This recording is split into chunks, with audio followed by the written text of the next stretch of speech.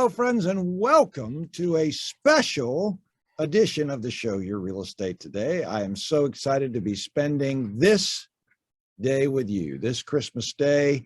Merry Christmas to you. May God and the birth of Jesus bring you so much joy today, and we celebrate that together. And what better way to celebrate Jesus than talking about real estate? A great subject to sit around and while you're having your ham and your croissants and your mac and cheese and whatever your Christmas traditional food is, that either you're listening to us while you're doing it or you're on a full belly laid out on the couch sitting back and relaxing. Merry Christmas, Sandy. Merry Christmas. It's so nice to be talking about that. What a great day it is. Merry Christmas, TJ. Oh, Merry Christmas. He's wearing red today. Unfortunately, we're not, but we will be in spirit for sure. Well, Sandy, it's a fun day. I don't know about you. I have some fun Christmas memories, but one of my favorites is that when I was 14 years old, what was popular was the Schwinn 10-speed bike with the ram's horn handlebars. Whoa. That was it. I mean, you had a Schwinn 10-speed bike, a varsity Schwinn 10-speed bike. You were it back then at that time. So sure enough, under the Christmas tree that year was an orange Schwinn 10-speed bike. No, not from Clemson, that I got for my gift from my parents.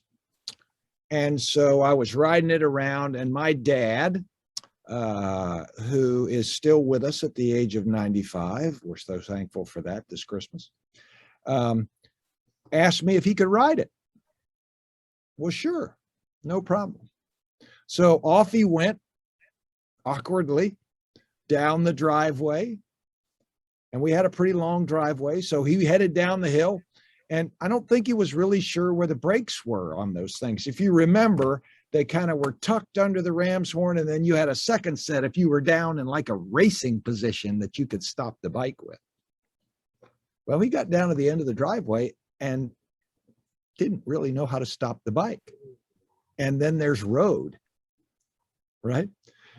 He wiped out on my brand new shiny orange Schwinn varsity 10-speed bike at the bottom of the driveway. He got pretty banged up, legs banged up, pants torn, and I go running down to the end of the driveway, typical selfish teenager, and asked him first, "Is my bike okay?" Bad, naughty. And he looked at me and he's like, "I don't know." And, he's standing there bleeding. And then, I'm like, duh, Dad, are you all right? But anyway, I thought about that memory. Any fun Christmas memories you'd like to share? I do remember when I was super young, we lived in Indiana, and of course, I believed in Santa, and I remember sneaking out of my bed. It was pitch dark. Who knows what time it was? I have no idea. And I'm sneaking to the living room, and it's dark, so I can't tell what's what. And I thought I saw Santa Claus, and I'm like running back to my room. And the next morning, I get up and go in there, and it's a kid's rocking chair with a big G.I. Joe box on it. I'm like, nope, that wasn't Santa Claus. Yeah. Well, many, many memories we hope for you all out there today on Christmas. And we're excited that you're spending your time with us if you're out there listening. If you're listening to us later on the podcast, Merry Christmas later. So hope you enjoyed your Christmas. All right. So what did I learn this week? Let me just tell you what I learned this week. Making a backup offer. Is it worth it? Is it worth it to make it? What do you think, Sandy? I think yes. I think you're right. Mhm. Look, if you find the house and you write an offer and it's not accepted, don't be shy. Write a backup offer. Write a backup offer on it. Write a backup offer that is solid, just like your first offer. Don't come in at a discount. That's not going to get their attention. You'd be surprised how many pieces of property come back on the market. You'd be in position. You would not have to compete again, and your offer would be accepted. And you don't put in the money until your offer is accepted. So if you find something else, you can cancel it. So just be aware, writing a backup offer is really, really important. Next, does this market mean that you need to do less to get the house ready? Yes or no? What do you say, Sandy? I want to say no. You're But I've correct seen a lot again. of yes. That's like 2 in a row.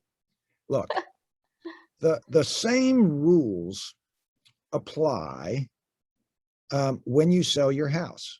Yes, we have a supply issue, but we still have an issue of perceived value and attractiveness.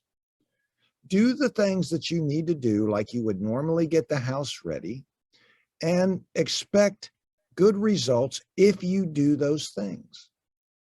Don't just leave the house in disarray and expect the results just because you're there. It's not how it works. So my quest for you is to make sure your realtor doesn't just rush to get you up on the market, but you still do the things that you need to do to make the house right, to get top dollar. Those rules still apply irregardless of a shortage of supply. All right. So Sandy, have you got a mortgage update for us?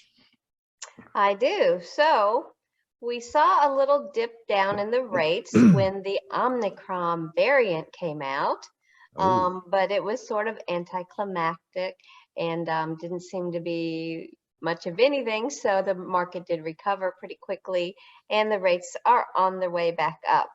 So the truth about it is that rental rates are up about 17%.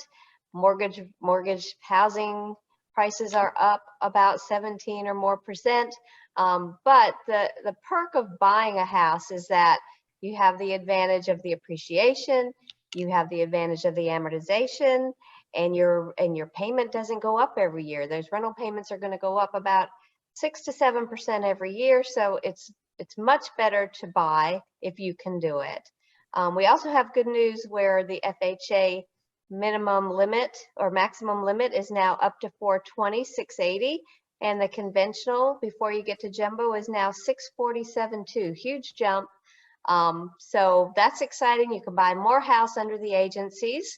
So all good news. Merry Christmas. Yeah, I like the good news. I like the up news. I think that's important, and I think it's important for us. And I see good things ahead. I think Santa's going to hang around coming into next year, and I think that there is not coal in his sack this year for 2022. So I I'm agree. excited about Gonna that as have a well. good year. Yeah, Go buy I a think. house. Yeah, woo, party. Let's do it. Or sell one. It's good to Yeah, sell too. sell 2, buy 1. Yeah. All right. Well, I've got some more on the market report of what's happening locally, and some questions for Sandy related to why realtors love to work with her. A great Christmas day, a great Christmas thing. Stay with us on the show Your Real Estate Today here on News Talk 1110, 99.3 WBT. Welcome back. Happy Christmas. The show Your Real Estate Today. So all the Christmas music is cheesy, huh? It's not good. All right. So TJ, I didn't ask, but I will. I want to. You're obviously a big part of our lives here at Jameson. So do you have a Christmas memory that stands out for you, friend? Oh, not a specific one. I don't know. They're all pretty great. My family, like, that's some of the best times for my family is Christmas. Christmas morning because Yeah. everybody comes over. Yeah. So it's just like 15 people and a million presents. It's awesome. That's awesome. Now, do you like the tactic of rip and run, or do you kind of like slow go, Well, we sit have to. back, We play a spread it out? game recently. We play a game where my mom will wrap up, little, dollar gifts in Saran wrap, and you have to play a game where everybody passes it around, and when that's over, that's when we get to actually open the gifts. Rip and run. It Yeah. sounds like fun. Those are cool Yeah, traditions. she's aren't like, we gotta slow this down a little bit. Y'all are ripping through the presents too fast. they? That's awesome. That's great. Well, Sandy, you got a lot of grandkids, so Yeah. that you will be you will be amongst a lot of paper this year. I will. And we don't rip and run. Everybody opens one. We get to ooh and ah about it. We move on to the next person. So it's a long process. Yeah. A lot of food, a lot of A lot of drinks. food. Oh, that's good. It's interesting because this year my grandkids are all older. My youngest grandson is now 9, but now we have a 1.5-year-old grandchild that is in the picture. So, ooh, baby, that's going to be fun. Oh, watching yeah, that. so fun. Yeah, so I enjoy that very much. All right, so one of the things I wanted to do, because I try to get the most current stats that I can, but looking for the week ending at just after Thanksgiving, so the date is a little bit old. Thank you, but it's still relevant. New listings have gone down 18.5%. There were only 617 listings, new ones, that came on the market the week ending November 27. Pending sales, though, went up 6.8% to 926. See a trend here? Inventory decreased 33.1% to 4,040 units. And for the month of October, looking back, prices, median sales price went up 15% to 335,000. List to close went down to 72 days. So by the time it was listed to the time it closed, went to 72 days. Percent of original list price received increased 1.7% to 100.4, and month supply decreased slightly, only 35.7% to 0.9 months. So comparing it last year to this year, that's some pretty big changes.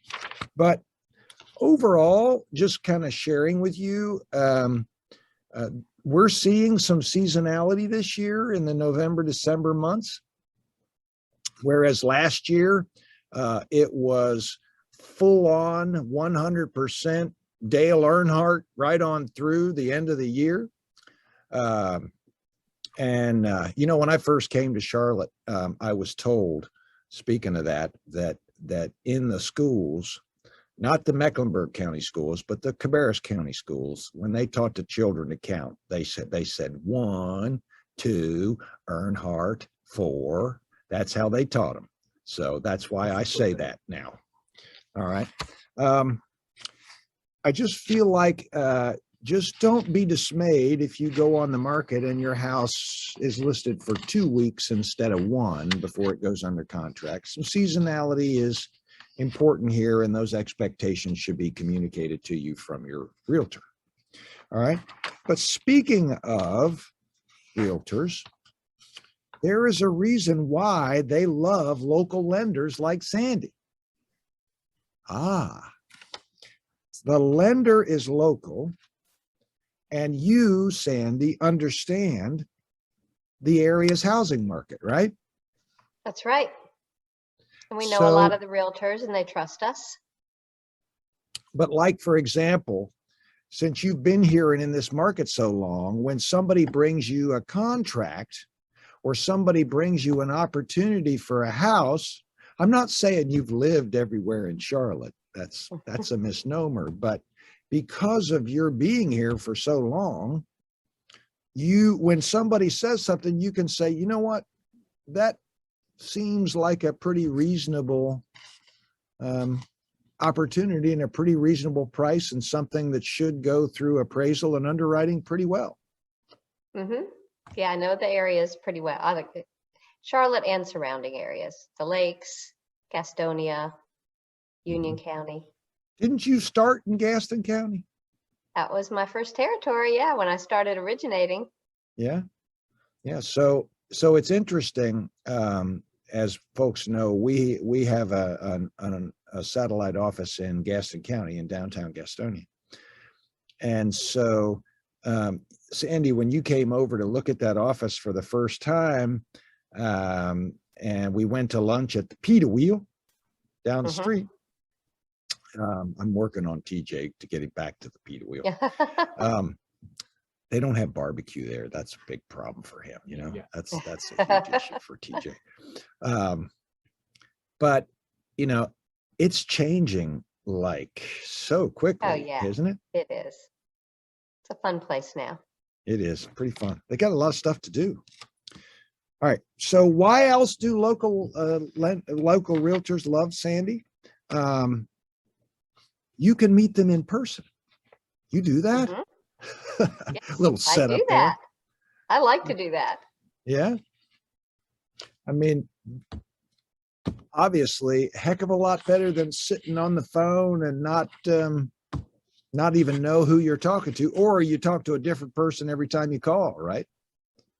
Right. And we go over a lot of information that it just makes a difference if you're in person.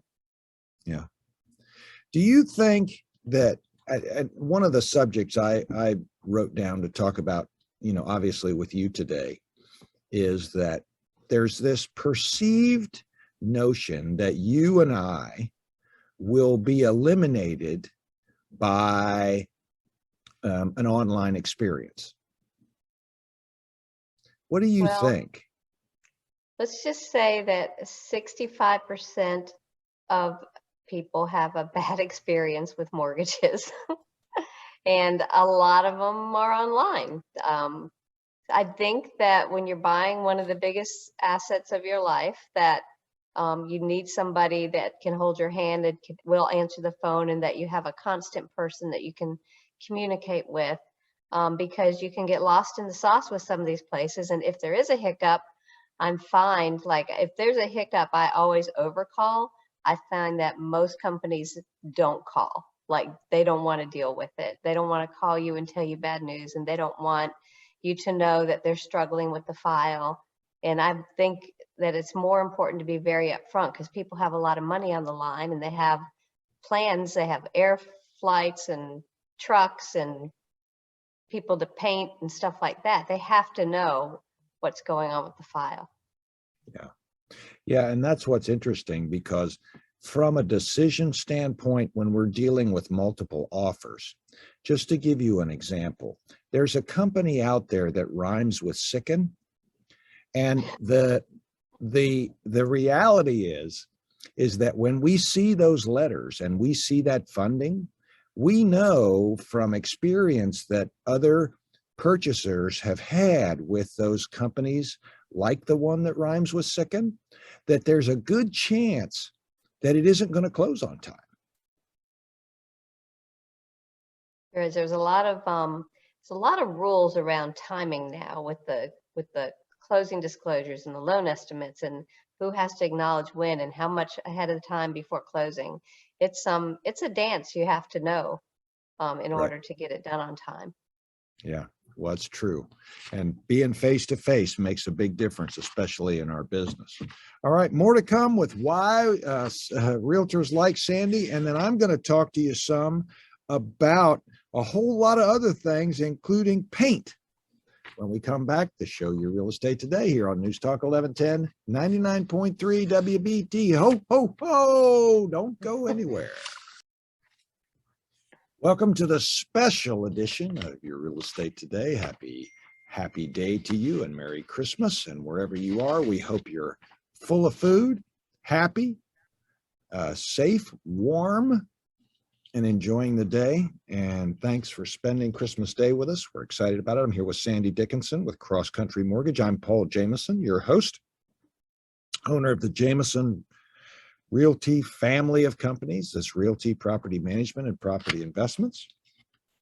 So Sandy, one of the things that local realtors like is the communication between you and I, or the communication between the realtor and you, and how consistent it is.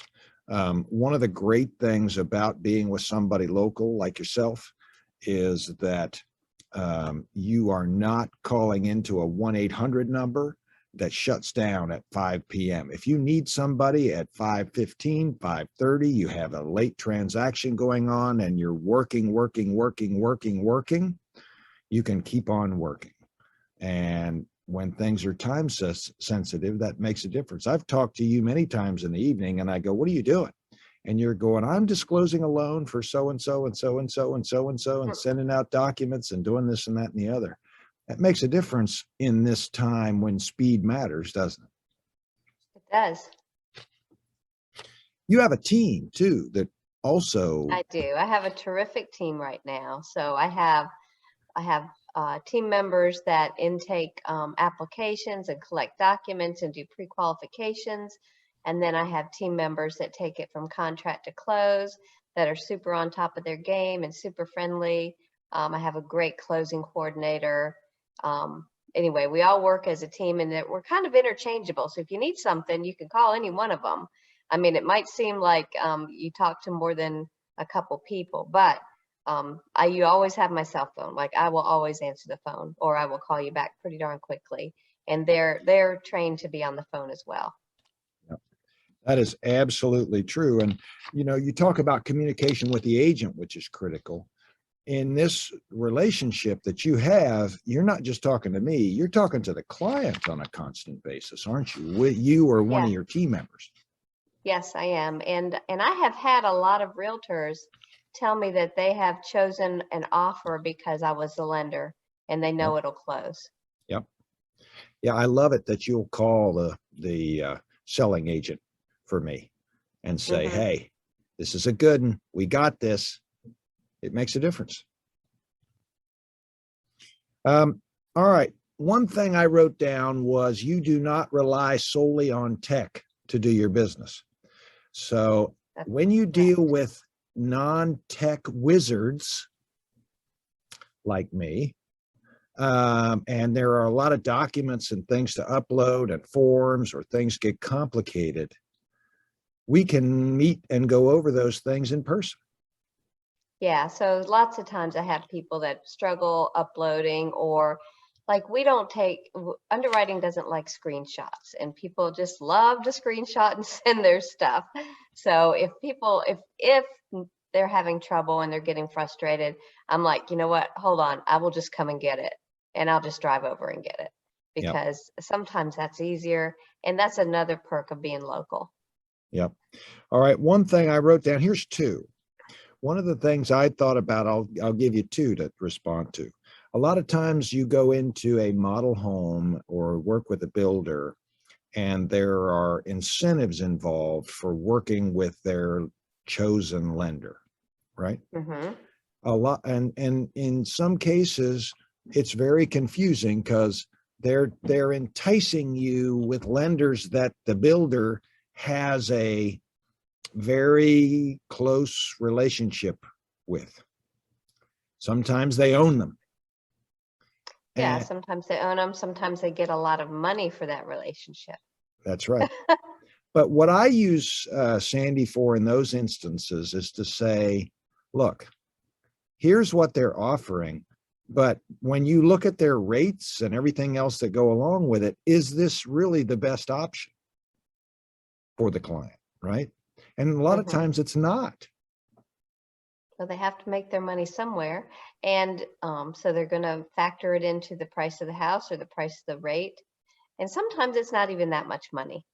Yeah. So we can easily beat or compare to them. Right. And you're still dealing with somebody local. A lot of those lenders that the builders have aren't local. That's true. They're in call centers, and call centers are rough on Right. the client. Right. The second one, which I was going to add, and I didn't, but I will now, is you have a list of vetted appraisers. Yeah, so I handpick the appraisers on our panel, and if at all possible, we use the panel appraisers because we know they're good and they're trustworthy and they'll get things back on time. And we give them enough business that they appreciate that. If you go to a random AMC is what we call them, which is a appraisal management company, they're random. They might take someone from High Point and have them do an appraisal down in South Charlotte. Well, they're not going to know the market, and your risk of having a low or a not so accurate appraisal is higher. Right. And that's the real key, right? Is Yeah, sometimes they having disappear. appraisers. Don't hear Yeah. from them. Yeah, exactly. That's right. That's a big thing for me. I always say, hey, Sandy, can you get me somebody from the panel? And you're able to do that. Yeah, I can't pick the appraiser. I'm not supposed to have big conversations with them, but I can add really good ones to our panel so that Right. we have good coverage. And you can get rid of the meanie ones. Okay. This statement kind of winds together. You all understand what is needed up front to avoid significant challenges later, and you have a strong relationship with your underwriters for providing clarity on issues. Can you There are comment some on companies that? that don't allow loan officers to talk to underwriters, and that's a problem because sometimes it's just a simple miscommunication.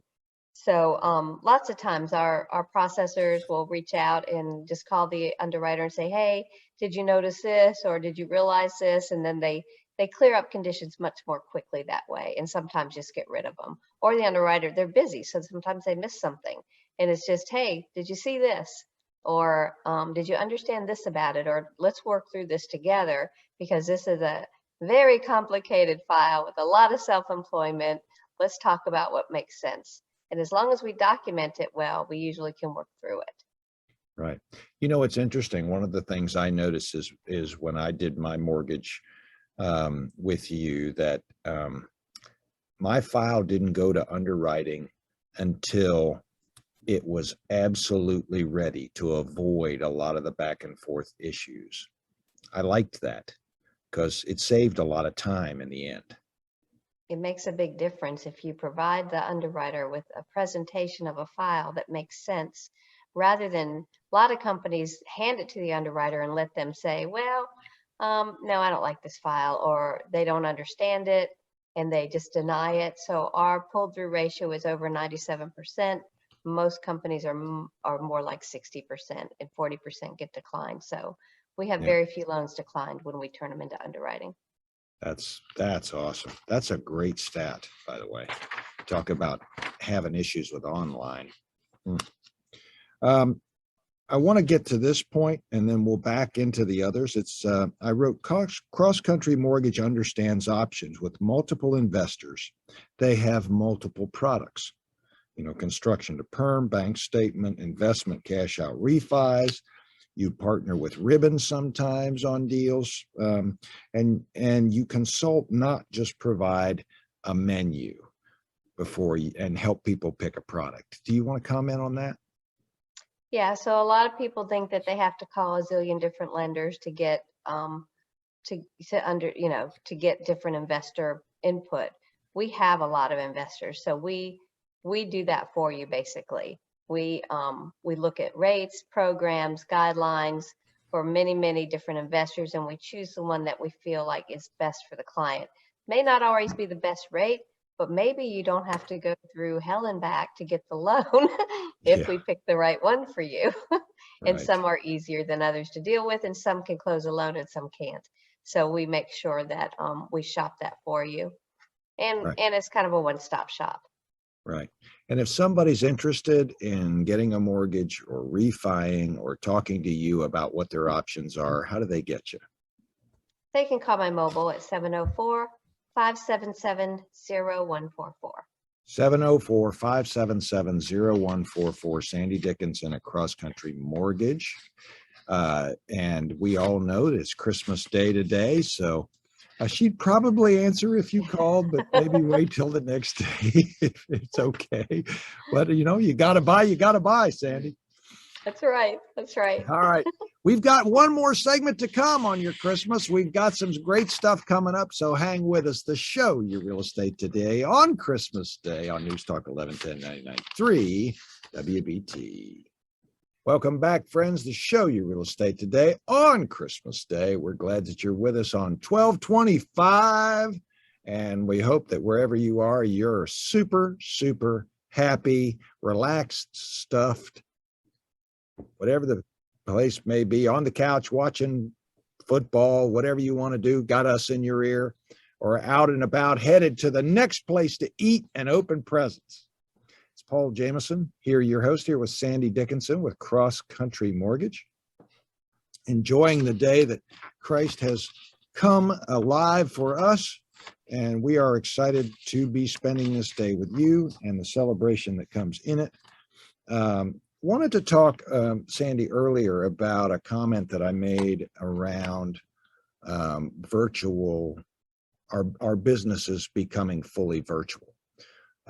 We talk a lot about the personal contact that we make with clients and the value of that based on the size of the transaction, right? That is a huge thing. Mm-hmm.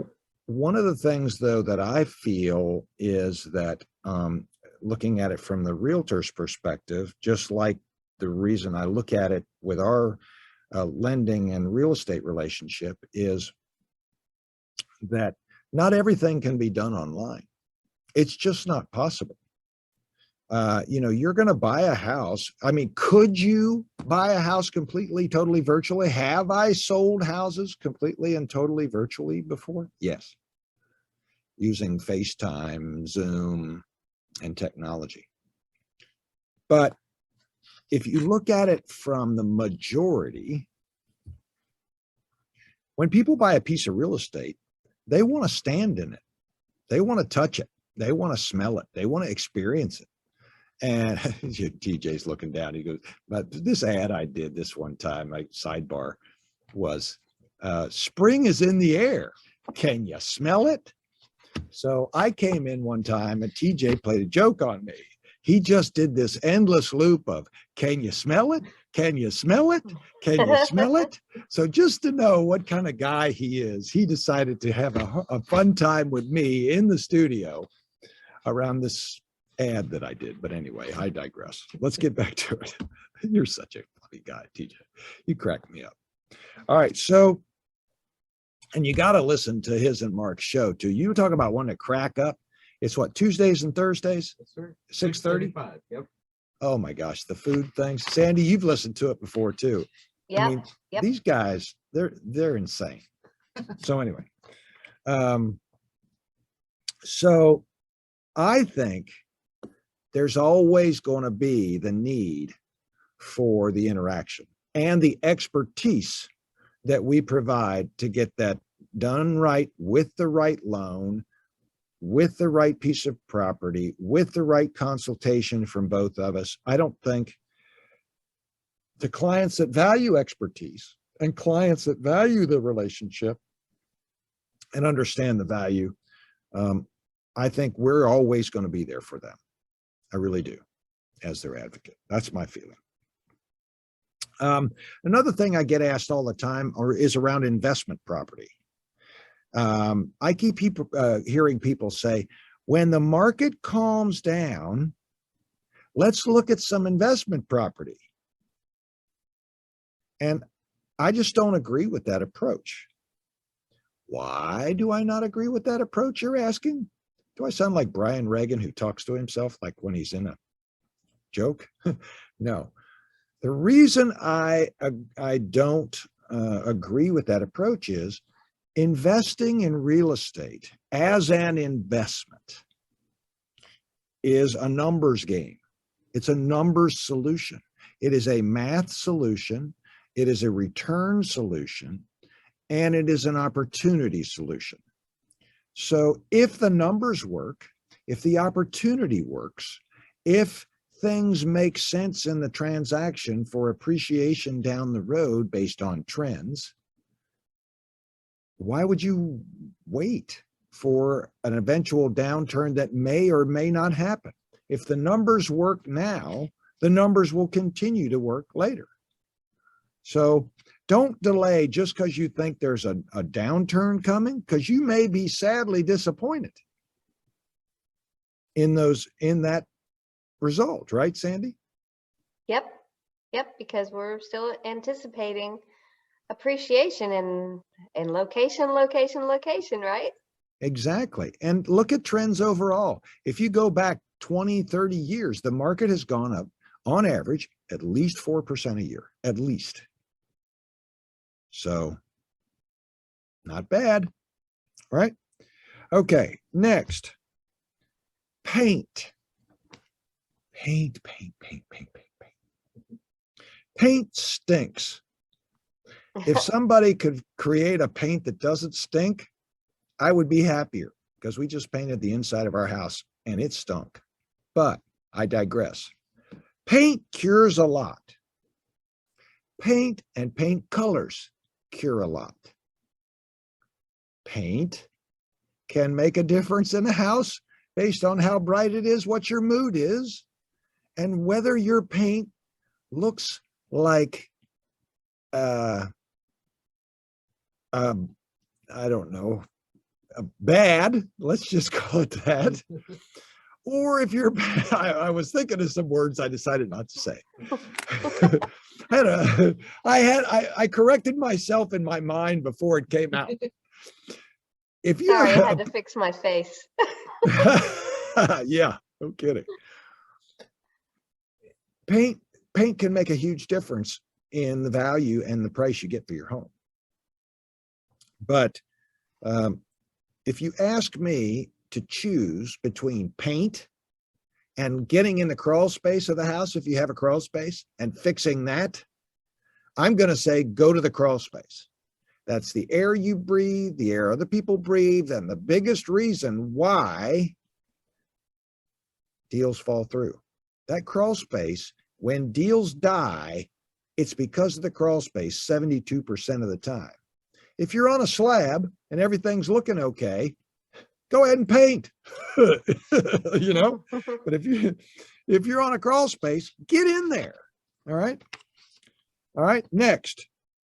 Sandy, what is your favorite winter scent? I like a cinnamon. Well, I like two. I love a fireplace scent. There's a lot of candles now with that. Yeah. But at holidays, I like a cinnamon, like cinnamon apple or something like that. Yeah. My favorite scent is the smell of the Christmas tree, the piney kind of pine, smell. I like that. Yeah, I like that. Okay. Smells are good, especially the cinnamony apple kind, but don't overdo the smell if you're listed for sale.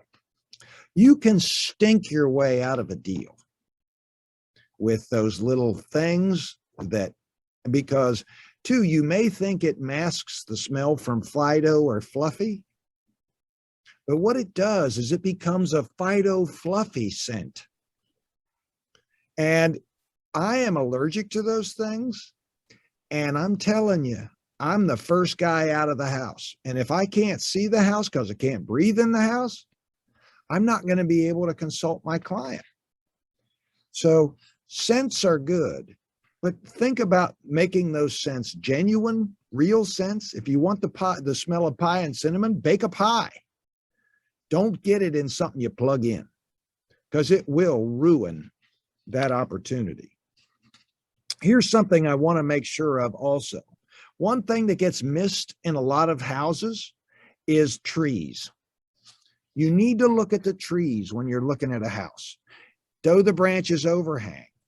Can animals get on the roof, which will eventually get in the house? Are there dead limbs that are there? And they're harder to notice this time of year. Are the roots too close to the structure? And could they cause some cracking to the patio or to the slab? Are there gumballs back there that everybody's going to turn their ankle on? I have negotiated for trees to come down as a part of the real estate deal. Don't be afraid to do that. Doesn't mean you have to do them, but at least negotiate with the HOA to make sure that they can come down as a part of the deal if it's important to you. And you can get that approval before you close. All right, Sandy, on Christmas Day after, how can people get in touch with you to talk about mortgages? I'll be on the run, so 704-577-0144 is my mobile. Yes. And Christ is born today, and we are thankful for him, for you. Sandy, I'm thankful for you and the opportunity to be with you all, and TJ, for you as well. Thank you for spending Christmas with us. God bless you, and may you enjoy Christmas. From us at the show, Your Real Estate Today, take care. Talk to you next week. Be well on News Talk 1110, 99.3 WBT.